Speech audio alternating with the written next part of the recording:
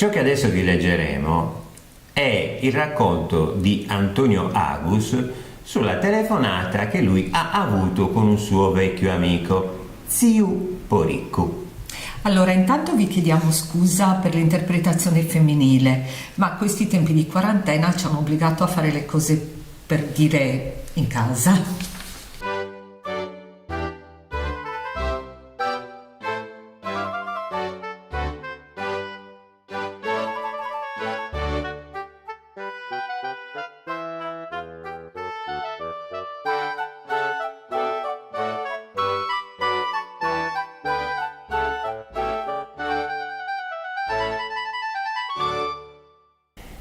Eita nova, sa Ziu Poriccu.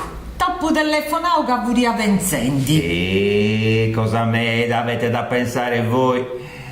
Credo che ciò che dovevate pensare l'avete già pensato da molto tempo e ciò che dovevate fare pure. Nara Antoneddu, là che ci hanno detto di restare chiusi in casa, no de no venzai. E cosa stava pensando, Fustei?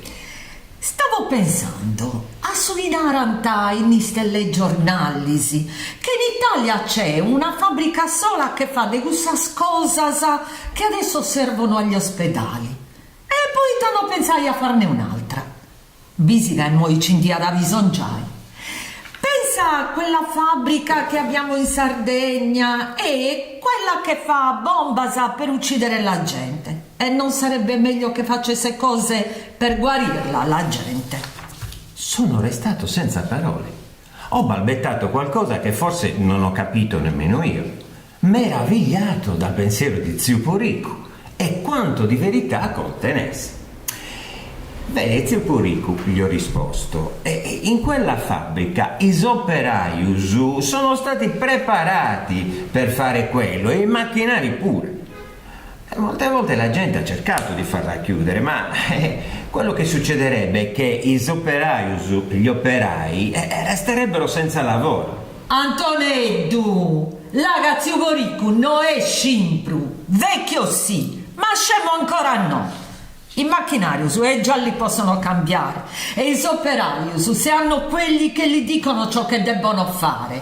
Scinti vai d'ogni cosa, tutto sanno fare.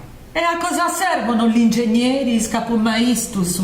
O ti credi che uno di quegli operai, se non c'è uno che gli dice come si fa una bomba, senza ingegneri, materiali adatti, macchinari, è capace di fare una bomba? Se gli va bene, gli vai d'una devezza, di stoffa la fa. Colpito e affondato. E che dire? E che rispondere? A togliermi dall'imbarazzo ci ha pensato ancora una volta Ziu Poriccu.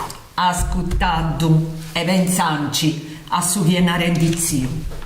Ziu Poriccu ha già vissuto, ne ha viste di buone e di cattive, ma quello che sta vedendo adesso non gli piace. Se non fosse che alla nostra salute fino ad ora non ci avesse pensato lo Stato, e cosa avremmo potuto fare oggi in questi giorni di spreuleggio? Altro che serrare spidallisi e fare bombasa per i posti di lavoro.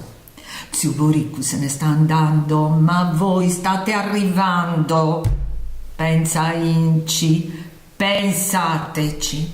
Ci hanno ordinato di rimanere a casa, no de no venzai.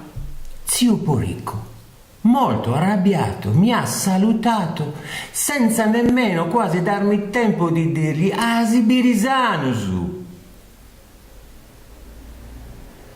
Che anche stavolta avesse ragione Ziu Poriccu.